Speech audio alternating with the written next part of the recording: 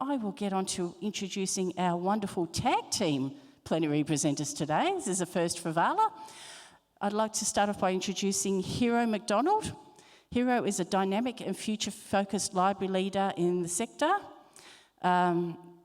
Demonstrating Hero's commitment to a progressive and systemic change in libraries is their contribution to industry bodies, ALIA Board Director, Chair of the Call Content Procurement Committee and the Trove Strategic Advisory Committee.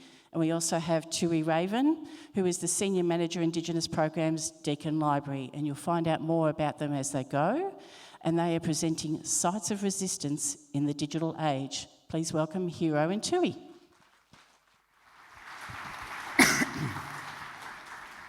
Great, well thank you very much and good morning everyone. So again, my name's Hero Macdonald. I am a proud non-binary queer librarian. I use they, them pronouns. I'm also a partner, a parent, a friend, community member, reader and university librarian at Deakin Uni. I've lived up and down the east coast of Australia. I now call this city, Naarm, my home. I live and work on the lands of the Wurundjeri people.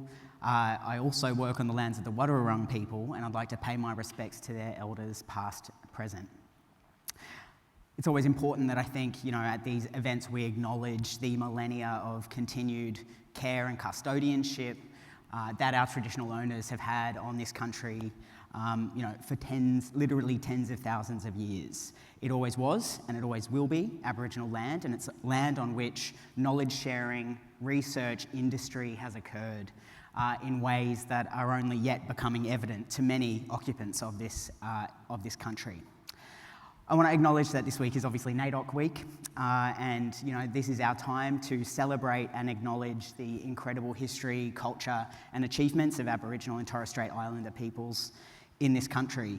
And I'm really honoured today to be standing next to my amazing colleague, Tui Raven, author of the First Nations Collection Description Guidelines, curator, artist, cultural heritage consultant, and of course, senior manager of Indigenous programs at Deakin Library. I count myself as incredibly lucky to work alongside Tui on a day-to-day basis.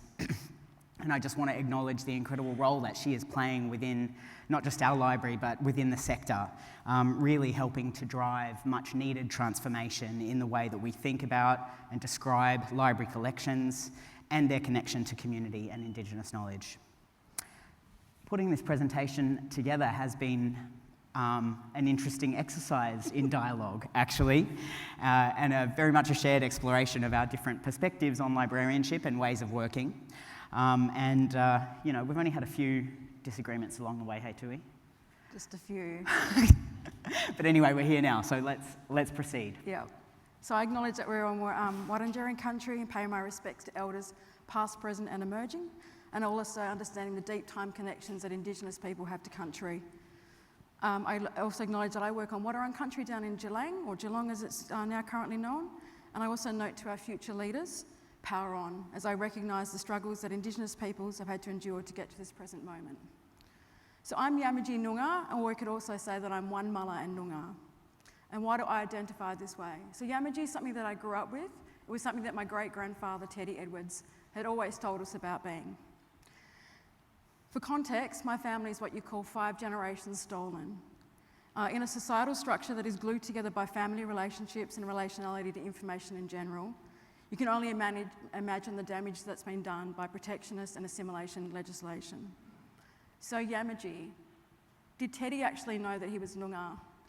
So he was actually taken as a slave worker, or his parents were taken as slave workers to a place called Peak Hill. It was it's kind of like a mining outpost station. And he was raised and he was born there.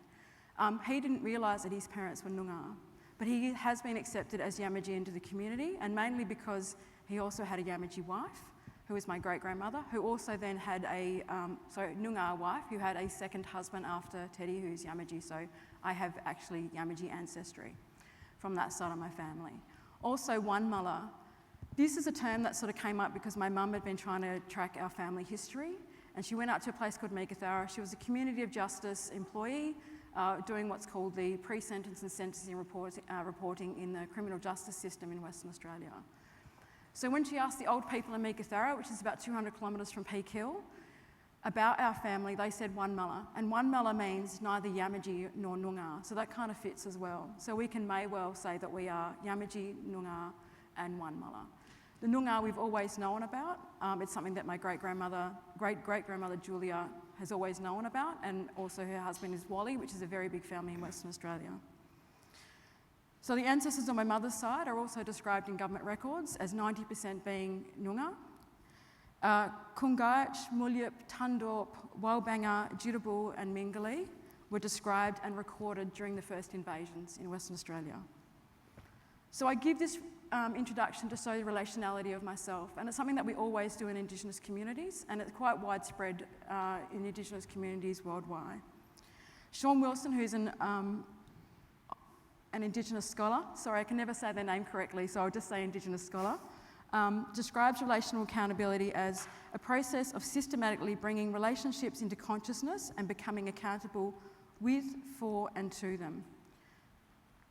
So much of the information written and archived about my family is from the Daisy Bates records or the government records. And they were recorded under no fewer than 10 different legislations that range in name from the Aborigines Protection Act to the Native Welfare Administration Act, the Native Welfare Act or the Native Citizenship Act, which states, and its key provision being, to be granted citizenship under this Act, an Aboriginal person has to convince a magistrate that he or she had severed ties to all extended family and friends, parents, siblings and own children excepted, was free from disease, would benefit from holding citizenship and was of industrious habits. So Indigenous people, we call these our dog tags or our dog rights. And if anyone wants to know about those legislation, it's in the Bringing Them Home report. So my interactions as a young person in a school library might be best described as guerrilla editing. Some might even call it censorship. So a lot of us Indigenous students, when we go to the library, we'd often see books that had really disparaging kind of information in it about Indigenous people. So we would say to them, it's not really something that you should have in the library in this day and age, and that was the 90s when I was growing up. It had things like, it described Aboriginal and Torres Strait Islander peoples as natives, noble savages, and as no longer alive, having died out. So we'd often get the book, we'd take it to the librarian and we'd say, is this appropriate? They'd often take it out of circulation for maybe a day and put it back. If we saw it on the shelf, we'd put a line through that text and then we'd put a note in the margin. If it was particularly bad and it kept appearing on the shelf, it was a dead Pulitzer sort of just ripped the page out and we just left it as it was. As a young person, for me, libraries were simultaneously these sort of places of promise, but also frustration. Pre-internet, there was a time.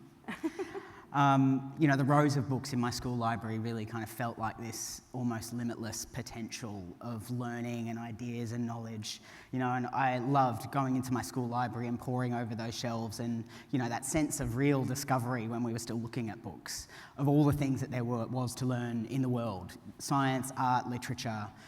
It seemed endless. My school librarian, Mr. Green, was a deeply interesting and curious teacher, definitely the most interesting teacher at my high school.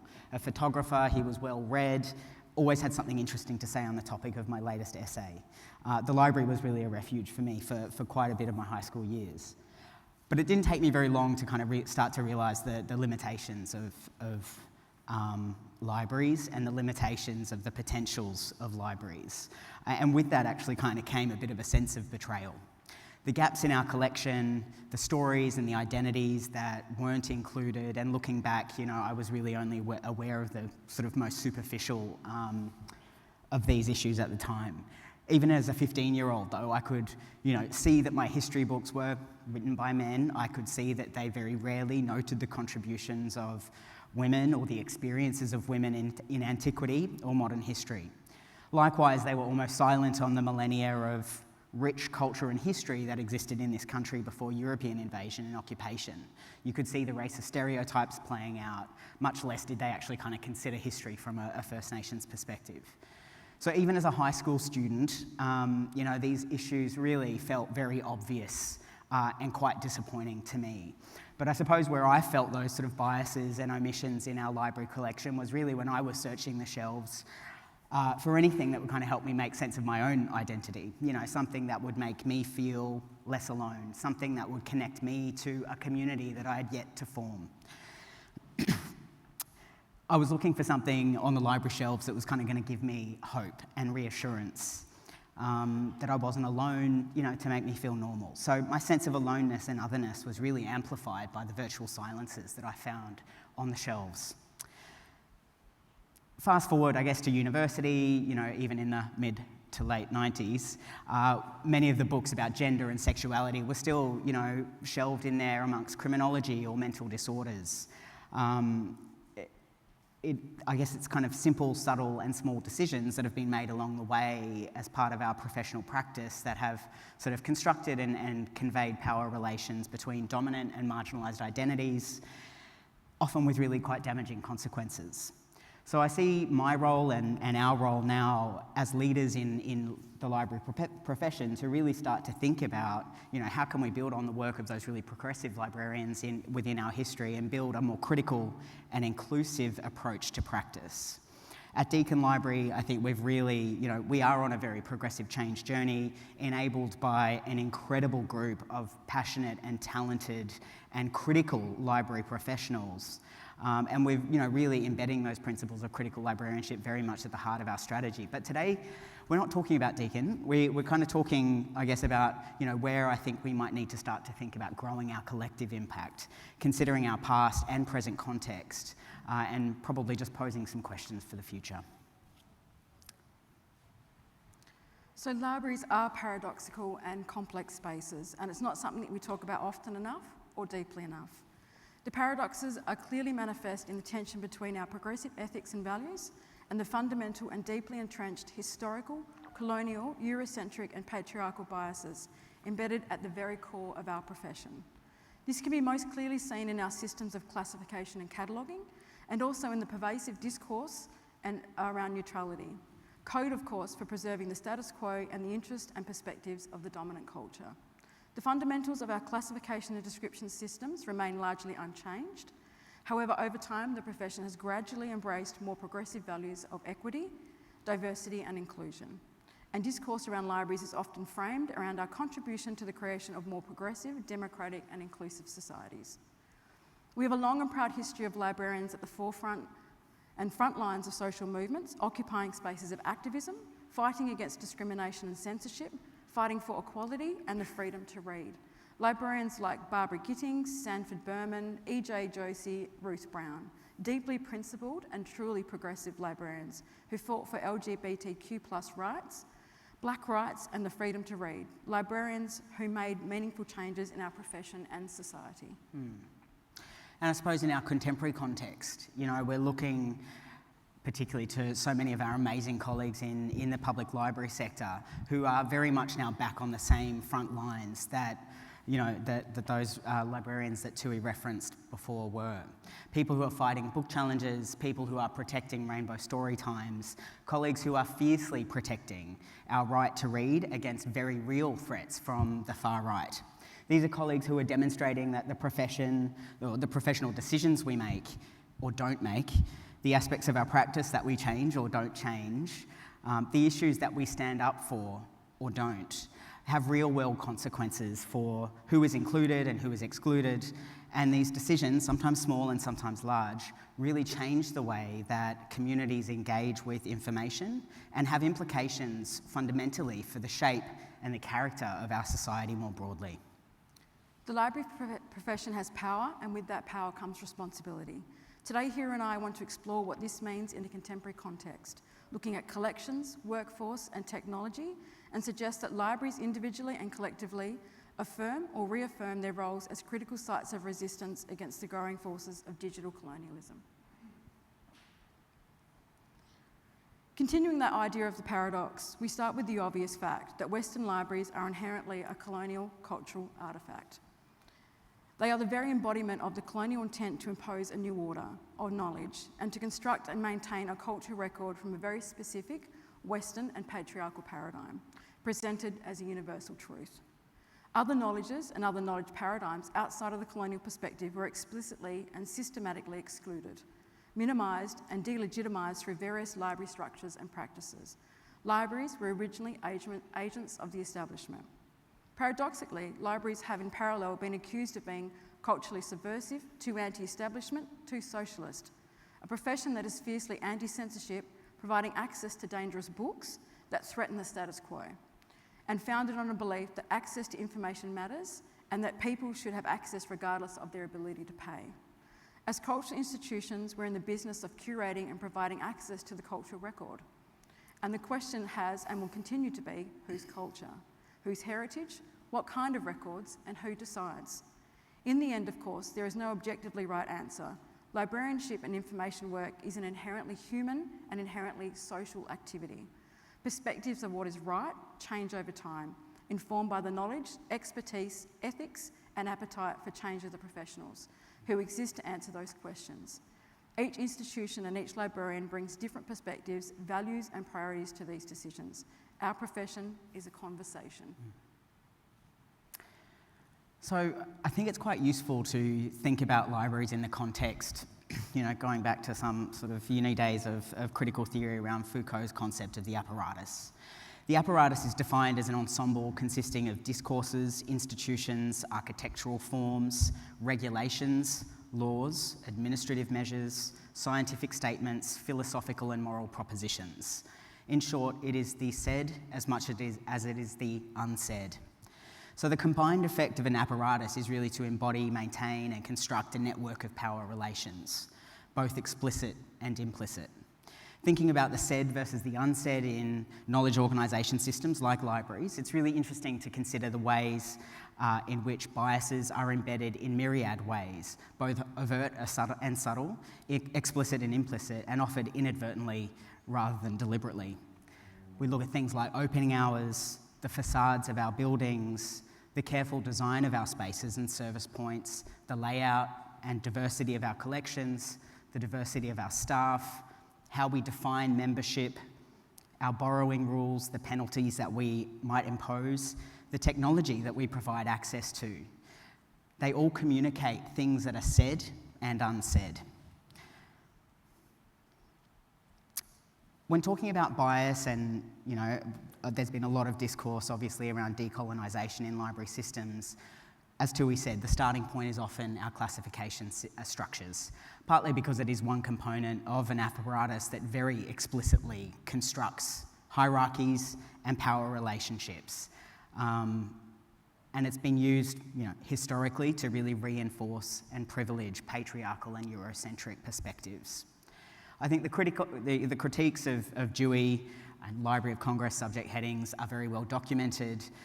We don't need to sort of dig into too many examples, but there are many issues around overrepresentation of Western culture, religion and history, the othering of women and non-cis, non-male gender identities, the marginalisation and minimisation and erasure of non-Western First Nations art, science, religion, literature. Over time, and a big shout out to our amazing cataloguing community, classification and description standards and systems have evolved over time, changing in response to our changing language statements within the broader community. That thoughtful and very curatorial role that original critical cataloguers play in our ecosystem, I think, is something that we should treasure. I agree, absolutely. The projects like Homosaurus and work on the guidelines for the First Nation collection description are important pieces of work for cataloguing and describing materials about gender and sexuality, and Indigenous knowledge systems. So the guidelines were created to talk about those sorts of things that we don't often consider: authorship, censorship, ownership, understanding access protocols, how to add those into descriptions, and also for a way that Indigenous people can understand their information within the system. However, the guidelines, in a sense, are only a band-aid. There is a very real issue of the fundamental structure of cataloguing and description practices. It's something I grappled with before I started working in universities. I kind of knew about it, but I wasn't really aware of it. From an Indigenous perspective, the problem with the Western knowledge organisation apparatuses are even bigger than Dewey and subject headings. It is with the very construct of intellectual property itself. As Hiro has outlined, how knowledge and information is ordered and organised really matters. Ordering information is also, unfortunately, imperative. It increases our ability to access, review, read, control, use and preserve that knowledge and information. The very foundation of classification systems in library have their bias in Western ways of ordering knowledge.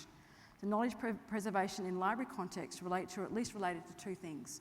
One was the printed text, and later the Western ideal of intellectual property rights, which encompasses individual and corporate rights to creations of the mind, things like inventions, literary and artistic works, and symbols. An interesting question to understand IP is who invented the typeset printing. If you consider Western IP, you'd probably say Johann Gutenberg in the 1400s. However, closer to the truth would be a group of people in China around 900 AD. The modern idea of intellectual property was born in the 1400s, and it's been described by Costello in the commentary on the Venetian state on industrial brevets. On the 19th of March, 1474, the Venetian Senate passed the first general patent law to regulate industrial brevets. This statute has often been celebrated as the first comprehensive patent law which introduced the basic principles of intellectual property. Intellectual property rights, and at least in relation to patents, involves the invention must be novel, or in Costello's words, new, operable and useful for the community. There must be a balance of interest of creators and the public. This is related to the ideas of fair use, compulsory licensing, and obviously release of that idea out into the community at some point. Exclusive rights and duration. So creators and inventions have exclusive rights to use and exploit their creations for a particular duration. Interesting, at the time, the Venetian Senate put that at 10 years. Disclosure of details of the patent in a formal process. So in 1471, this disclosure was to the Senate. Now we have those patent disclosures through international mechanisms through each state. When I say member state, I mean each country. And then related to this is territoriality and granting of rights within defined borders.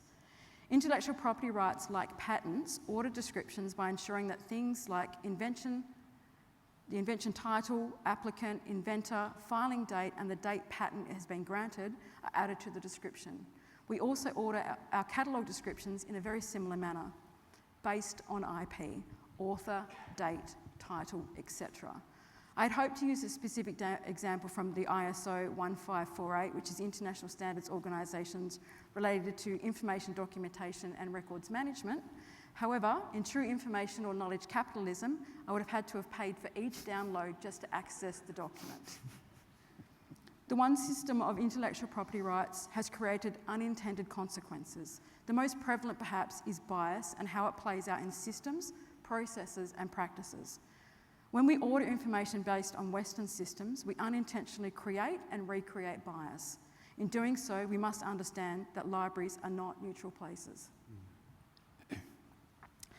So critical theorist Sophia Umoja-Noble, quite famous for her book Algorithms of Oppression, and I'm sure most people here have read it, talks about neutrality and objectivity in libraries, and indeed in AI and the internet more broadly, as a technocratic fallacy. She says bias is an unavoidable consequence of situated decision-making that we have to reckon with. She goes further to note that through the quotidian activities of cataloguers, bibliographers, archivists, other staff at the reference desk, acquisitions departments, libraries are actively engaged in the reproduction of dominant ideas about what knowledge and which people are valuable. While neutrality in libraries was a core value for some time and still is in some areas of the world, I think most of us here would probably now agree that libraries are indeed not neutral spaces. We as information professionals, as librarians, exercise influence over the diversity or lack thereof of our collections, and then by extension scholarship through the choices that we make in fulfilling the primary missions of collecting and preserving and making discoverable information to our community. Just as when CEO positions are all filled with white, middle-aged, able-bodied men, it starts to tell the world, and in particular women and non-cis men, it starts to tell people with disabilities that the boardroom isn't necessarily for them. And so it's kind of self-evident that when our libraries are filled with predominantly material from a dominant Eurocentric worldview, it starts to send a really clear message to our community about what knowledge is valid and important. It's the unsaid. And so I think, we hopefully as a community do really understand what that is, and that is systemic bias in action. Often it's systemic racism. It can be systemic sexism, it can be systemic ableism. And it plays out intentionally or unintentionally through the small decisions that we might make. Now, libraries are constantly balancing tight budgets. We're all tasked with providing materials to reach the widest audiences and to show the greatest return on investment. But this always risks excluding minority, marginalised and underrepresented creators and readers. The desire and need for efficiency and data-driven decision-making often leads to the adoption of technocratic approaches that claim to be objective but actually aren't. In academic libraries, at least, that need for efficiency and convenience has really pushed us down this path of big deals, taking on big packages put together typically by, large commercial publishers who, by extension, privilege what is marketable, what is profitable, what sells to the widest audiences, which is often white, often male, often from the global north. As a major consumer, our spending habits not only impact what our students and academics read, but in turn influence that broader market in this kind of negative feedback loop. Ithaca S&R did a really great study around diversity in academic library collections, sort of surveying library leaders about their attitudes in this space.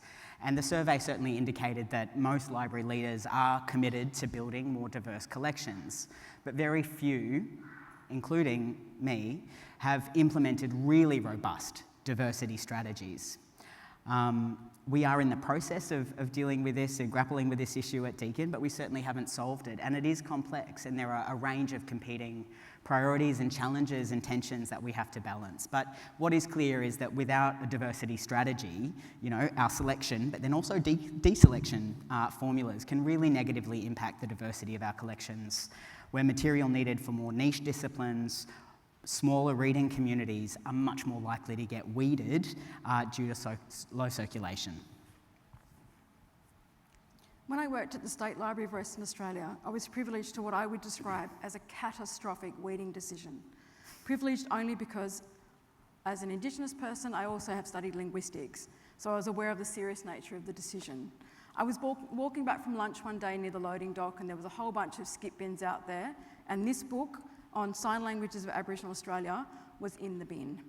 The book accurately reflects what some Indigenous people call hand talk, so not sign language as required if you are hearing impaired, but as a regular part of non-verbal communication. The hand talk focus on Warlpiri, Muttaburra and Upper Arrernte languages, Amajara and Kadich. So languages spoken in places like Yundamu, Warramungu, Tea Tree, Utopia and Tennant Creek. As someone who grew up knowing some rudimentary hand talk from my pop, so my pop was my nan married him later in life, but I only ever knew him as my pop. He's a Wongai man who spoke Wongutha and probably Nganyajara from the APY lands. A bit of context, the hand talk in the Western Desert through these communities goes from the top part of that all the way down into Wongai or Wongutha country. So I understood some of the text that was in it. So I climbed into the bin and dragged it out, and it is a very prized possession of mine, and I drag it out whenever I go to language centres. I couldn't actually understand why it was weeded out, so I asked my colleague, why has this been thrown out? There wasn't really any sort of understanding about why. My colleague stated that it was probably because there was another copy already, or it was rarely used. I asked why they didn't even bother to contact an Aboriginal language centre and donate the book. No one could give me an answer, and it was either an oversight or the library staff didn't understand the importance of this book for Australia and for the Aboriginal people and communities actually mentioned within this book. And so I think while that example, certainly illustrates issues that we see with sort of algorithms around selection and deselecting, I think it also really speaks to the importance of workforce diversity and the identities and the expertise and the cultural capabilities that we have within our collection teams and the quality of the knowledge and the relationship that we also have with our communities to bring a more nuanced view to the decisions we make.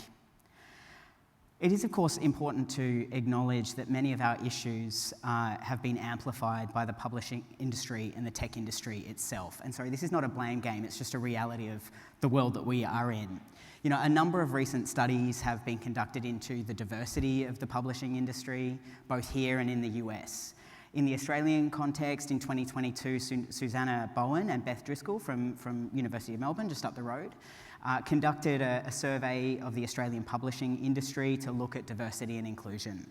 Their report unsurprisingly found that the industry is largely white, including a high percentage of people who identify as British. Only 8.5% of respondents nominated as being of an Asian cultural identity, compared with 17% in the broader Australian workforce, and fewer than 1% of the publishing industry identified as First Nations. The Reading Between the Lines report of the US industry, looking at the correlation between diversity within the workforce and the diversity of published output, showed that there is a direct link and correlation. Basically, the report notes that the lack of the diversity in the profession is resulting in essentially what gets published. That is, the whiteness of the industry staff means we get more white published authors. So unfortunately, when you look at the library profession, we see an exactly the same pattern. ALIA's Workforce Diversity Trend Report in 2019 showed that the glamour sector was overrepresented in English language groups, underrepresented in other language groups compared to the national labour force figures. There was another survey of library leaders and HR managers in 2021 run by ALIA that was kind of looking at awareness amongst library leaders of the importance of workforce diversity. And similar to the sort of collection space, we all know it's important, but no one's got a really robust strategy around what to do about it. The report showcased, thankfully, a number of really fantastic exemplars, particularly in the public library context, where people have been very intentional and thoughtful in the way that they've been going about recruitment to ensure that their staff does reflect the diversity of the communities that they serve. But the predominant strategy that was flagged in the report was, kind of bringing on additional trainees to shift the dial on some of our diversity metrics. And while trainees are an important part, I think, of an overall strategy to increase diversity in the profession, it's certainly not the only thing that we can rely on. Diversity is obviously needed at all levels, in particular leadership, and recruitment has to be considered in combination with not just structure, but cultural competencies, culture, and careful management of cultural load, and a range of other considerations. So that survey indicated that we, as with our publishing industry colleagues, have a lot of work to do to actually drive the change that we need to drive within our sector. I think the point here is that the lack of diversity that we've got is not just a manifestation of bias, but it's also a fundamental barrier to improved productivity, to improved creativity, and probably most importantly in this context, really understanding the diverse needs of different communities and other cultural paradigms as we evolve the work of libraries. We can combat some of this bias by considering how diversity plays out in different knowledge paradigms. So the bias of Western IP is often seen when considering Indigenous knowledge systems. Unlike Western IP, Indigenous knowledge systems emphasise collective ownership and stewardship, reflecting the communal nature and relationality of knowledge handed down through thousands of generations. It's an entwined holistic system of knowledge and practice developed through our deep time connections with country, law, L-O-R-E, law, L-A-W, and our ancestors. So Indigenous knowledge encompasses things like our cultural practices like ceremony, arts, song and dance, our environmental stewardship and land management practices like hunting, fishing, agriculture and medicinal use of plants, which also relates to health and well-being and traditional healing practices. Our kinship systems, which are our governance related to our social structures, including conflict resolution and communal values, is also related to our cultural practices. And language and oral traditions, which have been used across thousands of generations to keep cultural practices, kinship systems and our environmental stewardship alive for thousands of generations. Through a shared responsibility based on relationality, we collectively ensure our knowledges will be carried on to thousands more generations. This relationality is to family, ancestors, country and law. This might be a foreign concept to those of you who don't have a knowledge system or a worldview that is related to a country that has agency. And I think or animacy. And I think stop there for a moment. I don't know if any of you out here actually really truly understand what that means for a knowledge system. Our knowledge system has animacy. It's alive. The knowledge that is imparted to me, I have to hold and care like a child, and I pass it on like a grandparent. Probably the best metaphor I can use for animacy and the way we are connected to our country. So translation of our knowledges into rights-based systems has been attempted, and you might hear it as being described as Indigenous cultural and intellectual property. However, describing it in terms of property gives a false impression of the complexity of our knowledge systems. Reflecting on Baluku scholars Amberlin and Blaise Quaymallina, knowledge is not data, it is not a lifeless thing to be collected. A problem therefore arises in the face of the large industrial information complex that views description and ownership through a very narrow lens. And so it's the context of this kind of industrial information complex that we are operating in, I think, is very key to understanding the reason that I think we need to start thinking about libraries as sites of resistance, both in terms of expanding our information ecosystems to better support non-Western paradigms, but also due to the increasingly socially damaging effects of this sort of commercialised, privatised, biased information landscape that we are sort of drowning in. Access to high quality information is critical to a thriving democracy. That's a fact that I am sure everyone in this room could agree with. It's been well documented in the literature, and it's obviously a core value of the library profession. Many media scholars and librarians have expressed a whole range of concerns about increasing consolidation of ownership over mass media and the impact that that's having, a smaller number of corporations with very specific corporate interests, very specific ideological agendas, and the impact that that's having on the quality of public debate, engagement and social cohesion. Social media, the privatisation of the internet more broadly, once heralded as a real democratic force, has likewise radically changed how and what information is made available to people and what is served up to people through those algorithms. The myriad issues, biased search results, the dead internet, far-right bot farms, dominating social media, the growing amount of AI-generated and commercially sponsored content that's just being presented to readers all the time to advance essentially commercial or political interests. Of course, there's lots of research going into this, but I think anecdotally what we can all see is this kind of society becoming more polarised. Threats to our freedom to read are increasing at a really alarming rate. Very much being sort of amplified by this corporate imperialism. Unfortunately, we are kind of seeing similar levels of consolidation and private ownership in the library system market, in the scholarly publishing industry. I think there's many stats out there, but one that's very frequently kind of appears is that you basically got 5 companies controlling 80% of the industry. From a scholarly communication and publishing perspective, the issues in this landscape are very well documented, including the very widely concerns and critiques of a for-profit scholarly publishing industry. From a systems perspective, at least in the academic context, we're grappling with true market monopolisation.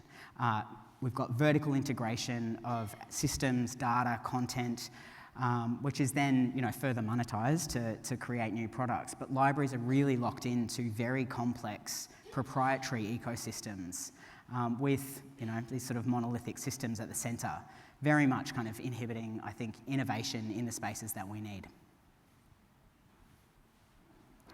So I guess you could say basically we're in the age of neo-digital colonialism, the ultimate colonial conundrum, with systems that may be too complex to think our way out of. I'd like to think that I can actually just start a bin fire, walk away and start again, but obviously we can't do that. Under digital colonialism, big tech transnationals, primarily based in the United States, make use of digital technology for political, economic and social control. Instead of colonising the land, these companies colonise the digital ecosystem. By controlling the digital ecosystem, at the level of architecture. They go through software, hardware, and network connectivity, so the whole pipeline, basically. Big tech corporations have amassed direct power over political, economic, and cultural domains of life in an imperial control. This has been called the new tech hegemony by scholars like Michael Quet. All of these issues seem to be further magnified with the increasing tide of a new generative AI platforms that have changed the information landscape almost overnight, which promises to change the entire way we engage with information. The internet, the bulk of published literature, creates and perpetuates stereotypes, and these models distill that down via black box algorithms. Feedback loops continue to reinforce and reproduce biases and stereotypes. The associations then become based on the bulk of data, images, or information on a particular subject, and without questioning how representations of that bulk of the data is of a group or a society in general, then presenting information back to us as an objective truth. So I've got an example here.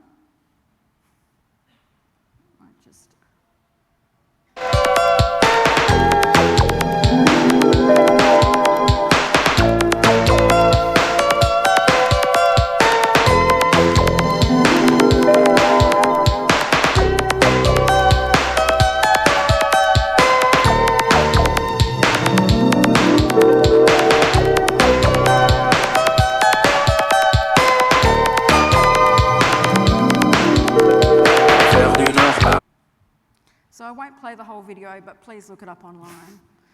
So while this appears hilarious and somewhat harmless, the reality is not. Someone recently died in the tour of Austria, and when put into perspective, many of the people in the original videos were undoubtedly injured. For anyone who has played around using Gen AI image creation, the bias is so obvious when we look at gender, sexuality, and Indigenous peoples. The images scraped are those, like the Tour de France, that pull the most amount of images based on what is already online. And for our diverse communities, this often means stereotypes and the poorest representations.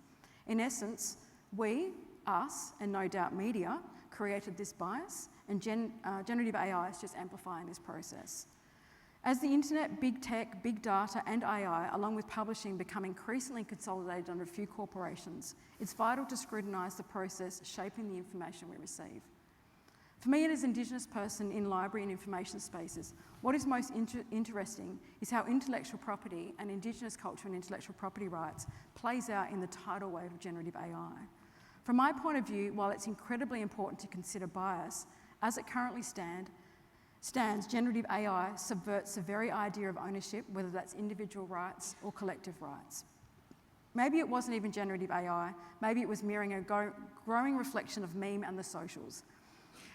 So cultures where you share with little care for authorship. So Facebook for the oldies, TikTok for the millennials and Gen Zs, and then for the newbies who want AI-enabled apps, there's now Zoomerang and Thriller. It's a brave new world where even Aldous Huxley does not get a byline. It feels like the horse has well and truly bolted, or the sky's falling. Also, as far as I'm aware, currently generative AI doesn't have the ability to sort and create information based on difference between deficit thinking and strengths-based approaches to information management. Forgive me for feeling like with Gen AI, we're in the endless loop playing our history through Artaud's theatre of the absurd and Baudrillard's simulacra. Since generative AI sort of, exploded onto the landscape, what feels like ages ago, but I think was about 18 months, there's been lots of conversation, obviously within the library community, about what it means for us and what it means for our institutions and what it means for our communities. The report put together by Andrew Cox from Sheffield as part of the IFLA Special Interest Group on AI that was released in December last year provides a pretty good summary, I think, of the various responses by the library community, which can largely be clustered around sort of three categories of activities. One, supporting or modelling critical and responsible use of AI. Two, building digital and data literacy, both for our own staff, but also the communities that we serve.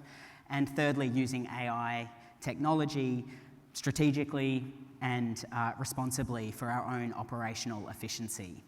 And all of these responses are right, very reasonable, very self-evident. They're playing out within my own institution. Of course we have a role to play in supporting critical and responsible use.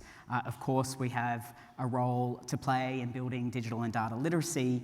And of course we should be exploring, how new technologies can be incorporated into our work to drive innovation and drive efficiency, hopefully in ethical and responsible ways. Likewise, of course, it was kind of outside the scope of that report. There's a lot of work that our community is doing in terms of public policy advocacy, really trying to achieve legislative change and reform to address some of those most sort of egregious issues that we're seeing around data privacy and intellectual and copyright protection. But as a profession, I think we really need to start to think a little bit more strategically, looking at that kind of broader macro level about the changes that have occurred and are occurring now very rapidly within our information ecosystem. We really need to identify them, tackle the issues for what they are, new forms of cultural imperialism, digital colonialism, being very much exerted by corporations who are now more powerful than many nation states, one might argue. But they're forces that are going to have direct implications on the size, the scope, and the purpose of libraries across the world. These infrastructures are now more embedded and ubiquitous in our everyday lives than ever before, and they've been designed to grow and further entrench the power of the already powerful. As we transition further into the age of generative AI and AI in general, disruption is inevitably ahead, whether it's imposed or self-directed. Libraries are now operating in a radically different context, not just due to generative AI, but due to the sheer volume of information now at people's fingertips. I think there are some really big questions that we need to start grappling with as a profession. How do we want to position ourselves in this new context? Are we hoping to just absorb these digital trends and continue on with business as usual? Or do we want to grasp the opportunity to rethink our role much more fundamentally? How will this change context affect our communities? What do our communities want and need of us in this context? What is our moral, ethical and professional obligations for action? And our existing mechanisms for collective action, are they sufficient or sufficiently agile? I'd like to see us explicitly consider what the role of the library can and should be in this new digital ecosystem, as a site of resistance, as a counterpoint to an increasingly commercialised and increasingly toxic information landscape. So the issues that we're sort of grappling with, and we've sort of done a bit of a whistle-stop tour this morning, they're really complex. They're adaptive challenges. They require really thoughtful and very inclusive collective action. There is no quick fix. There's no obvious next step. However, I think, firstly, we should feel very buoyed by the strength of our incredible community. We are progressive, we are values-driven, we are committed to building a thriving, healthy, inclusive community. Our skills and knowledge, our commitment to progressive, ethical and values-based approaches to information, combined with a very proud heritage of collaboration and collective action, I think will very much stand us in good stead to navigate the path ahead. But it's also fundamentally a leadership challenge. And leadership really is that first line of, I think, resistance. As library leaders, we have to embrace and we have to use our privileged positions more critically and I would say perhaps more intentionally than we have done before. These are really complex, powerful forces at play that are impacting on us, impacting on our communities. And we really have to think about how do we protect our role as public knowledge infrastructure. How do we evolve that infrastructure to make it more inclusive, more fit for purpose in a really radically different information context? Deep dialogue is key, which is why, today I think we've probably got more questions. We certainly have more questions than answers. The challenge, of course, is how and whether our traditional structures of collaboration that we've got in place really equip us to have those conversations deeply enough, or whether indeed the right people are even in the room. In addition to leadership as a site of domain, we're sort of proposing 5 key interrelated domains of resistance that are very much kind of being put out for discussion and hopefully some further debate. Areas of library practice that either are or have the potential to be important sites of resistance against those forces that we've described. So we'll just kind of quickly now step through those 5 domains of resistance, starting with partnerships, Tui. So intentional collaboration and partnerships are key, and this includes cross-disciplinary partnerships, research and practitioner partnerships, and community partnerships. We have an imperative to engage in more effective cross-disciplinary and deeper research partnerships, including with researchers outside of the LIS field. Critical race theorists, feminist theorists, Indigenous scholars, digital humanists. We need to centralise critical theory within library and information science. The way we preserve and use collections must be based on ethics and through partnerships with our communities and in ways that are sensitive to the knowledge paradigms of each community.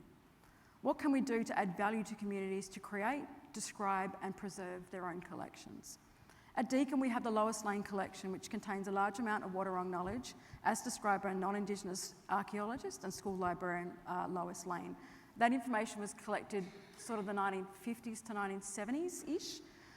We're working on the collection with the Wadawurrung traditional owners and the copyright holder on access, use and protection of the knowledge contained within the collection and describing the materials in ways that protect knowledge for current and future use. The work on this collection highlights questions like whose data is being governed and controlled within a library setting. By considering ethical collection data and data management practices with community members, we may have to be open to new ways of working. Joint management of community collections, decentralised description practices, quasi-governance, quasi-sovereignty models may fit better with our community needs. The digital humanists are already working in this area with great results with communities. 2 great examples are Nick Dierberger's work on Paradisic, which is the Pacific and Regional Archive for Digital Resources in Endangered Cultures, and to safely preserve materials for the community. And the other one's Nyingan, which makes manuscript sources of Australian Indigenous languages available as searchable and reusable text documents to support language revitalisation.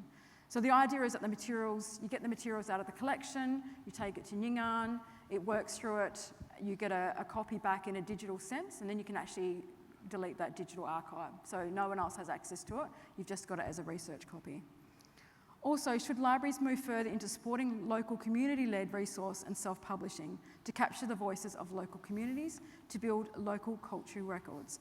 A great example of this, I travelled quite extensively throughout Western Australia visiting public libraries when I worked in the library system and as a writer for just a consulting job. And one of the ones I really enjoyed was going to the Katanning Library, which had helped the migrant community self-publish some children's books so that the children could actually increase their literacy skills through home languages. So it's a really lovely example about really working with the community and creating resources that are actually for an effective use.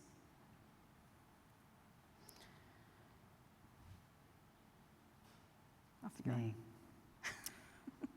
The next domain, I think, is workforce diversity, and I've already sort of talked about that a bit this morning, but you know, as we've seen in both the publishing and the library industry, you know, diversity really matters, and it's got to be something that we genuinely prioritise as a sector at an individual institution level, as well as, you know, through our professional associations. Our diversity, or lack thereof, you know, has evidently had very real consequences for the decisions that we make in the current shape of the services that we provide to our communities. You know, we're not going to shift the dial on workforce diversity until we as leaders really prioritise this work, intentionally develop the kind of structures, the recruitment processes, the culture, the capabilities that enable diversity to not just get recruited, but also really, you know, flourish at all levels of a hierarchy. Now, there's lots of work, obviously, that's been done in the sector around this issue.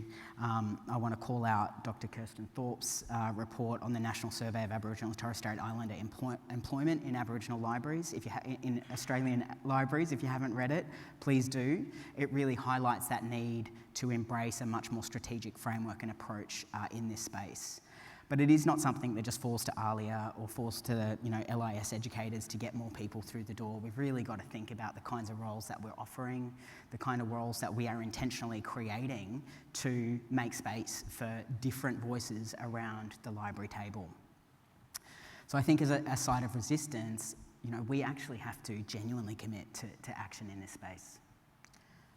Of course, as I've already pointed out, we have our unique communities. So we have to be frank and fearless in creating environments that make space for diverse perspectives.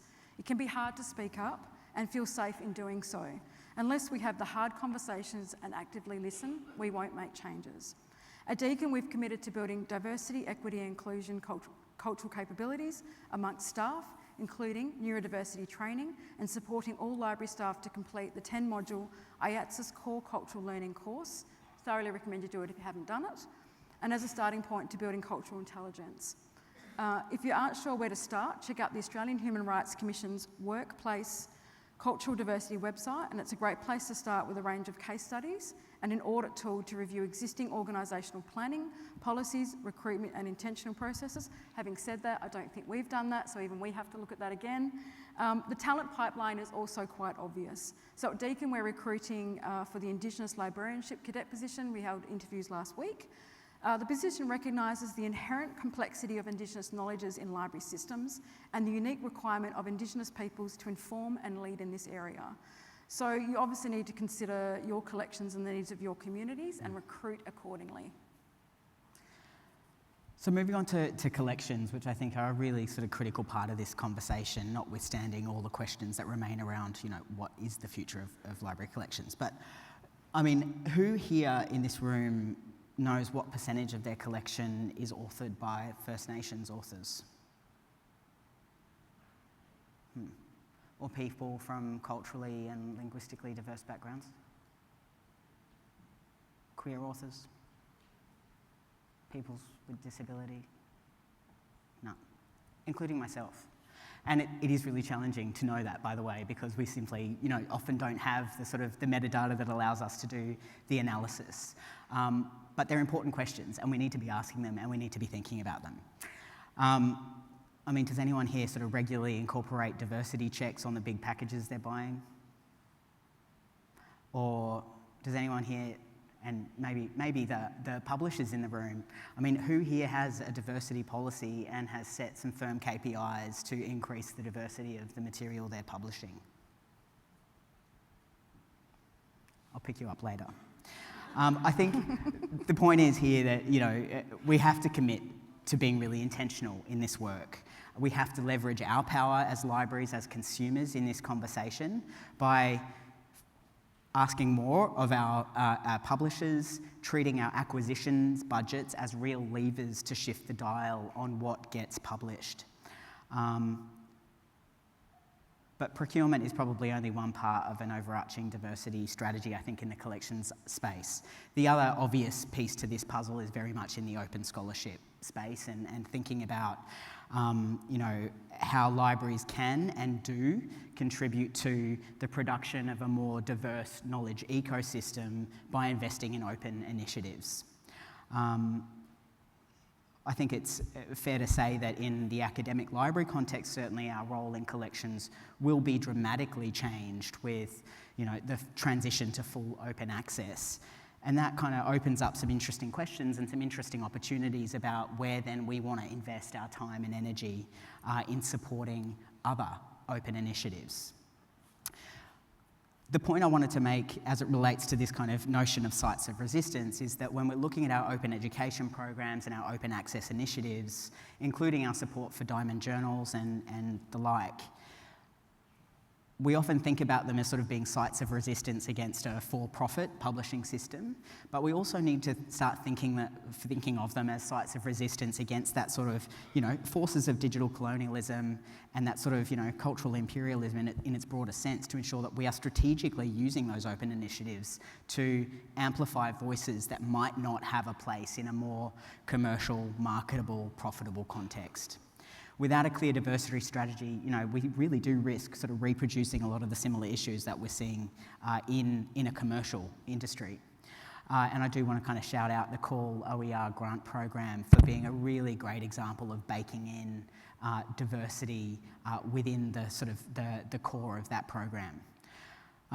As Tui mentioned, I think, should we, can we scale up community-led open resource self-publishing projects, community archive projects. Might that be the new core business for libraries in an otherwise, relatively sort of commercial pay-to-publish world? We really need to revisit that question about, as a cultural institution, whose culture, and how are we sort of capturing different aspects of our diverse culture.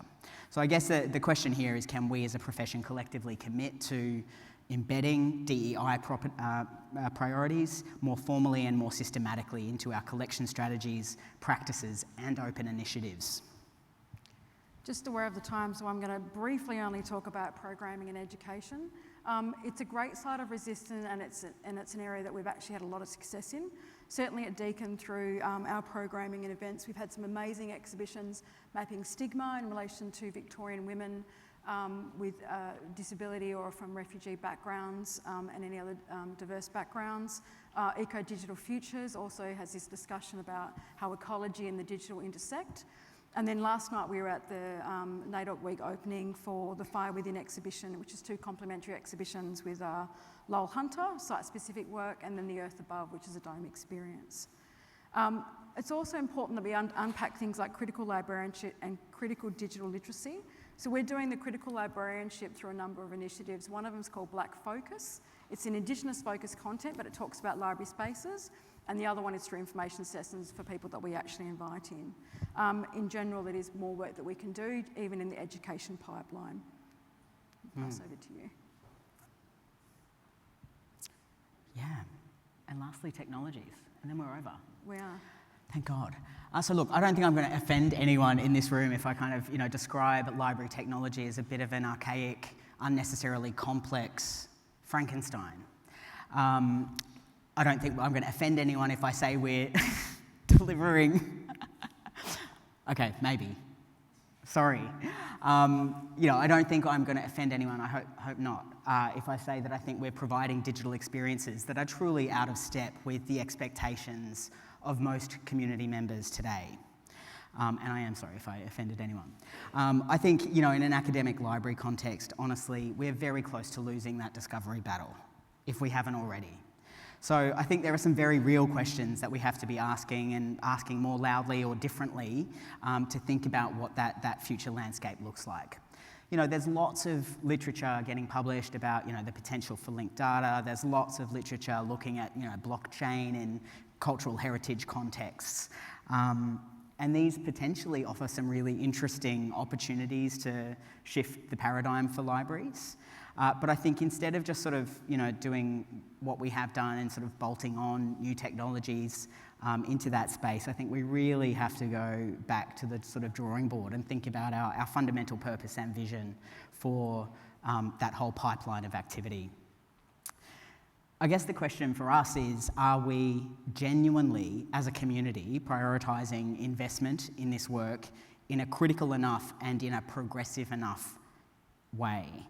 Are the right people in those conversations to allow us to really think differently about how we could or might provide digital library experiences for our community?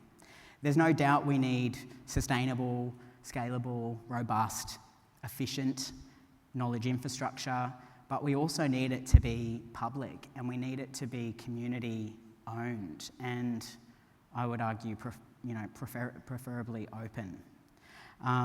We need new kinds of collections that are co-curated, carefully described and ethically managed, and we need technology to be able to facilitate that with our communities. There's no doubt that open infrastructure has its challenges, but I think this is really a space that we need to look at again, and that we probably need to do a bit of work to sort of take some of our parent institutions on a bit of a journey.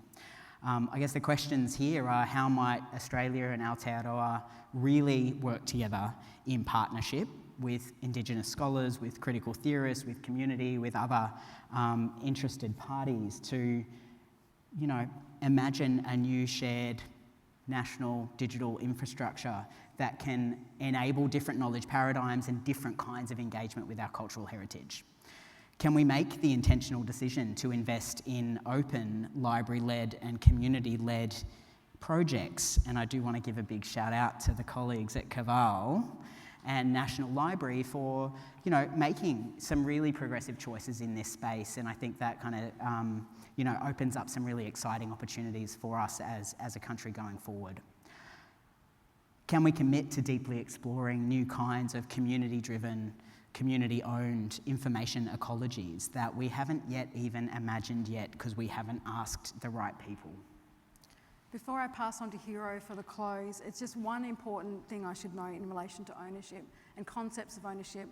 The WIPO Treaty on Intellectual Property Rights, Genetic Resources and Associated Traditional Knowledges was signed this year on the 24th of May.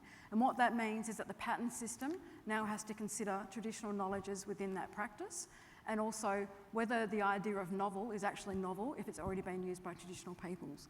What's interesting in this context is that it's now asking us to consider it in information systems, and that's under Article 6 of the treaty. Through this system, it's trying to understand whether there are appropriate safeguards and measures that should be enacted as part of the process. I guess the important question for us in the information space is, will these changes to information systems for patents have a knock-on effect for information spaces? Or will only time will tell? And it's certainly a question we have to ask ourselves, because it may have a huge impact on how we look at ownership, which is kind of the basis of copyright. So look, today we've sort of, gone on a bit of a journey from our history to our current and starting to kind of imagine the future. We've considered how those sort of traditional social power relations and structures are really getting sort of amplified and magnified in this new information environment that we're in. Returning to that concept of the apparatus working in a new digital colonial context, there's an urgent need for us to take a really critical look at the things we say and the things that we don't say in the small and large decisions that we are making on a day-to-day basis. Finding our way through this mess is going to require a lot of deep thought, care, attention, and most importantly, dialogue. And we need to make sure that we're having that dialogue with the right people to get a diversity of perspectives in the room. In partnership, we've got to consider how libraries as critical public knowledge infrastructure can expand their roles as counterpoints and as sites of resistance to an increasingly consolidated neo-colonial digital information landscape. This is arguably the existential professional challenge of our time. Libraries and librarians are important. We have power, and maybe it's time to get a little bit more radical in how we want to use that. Thank you. Thank you.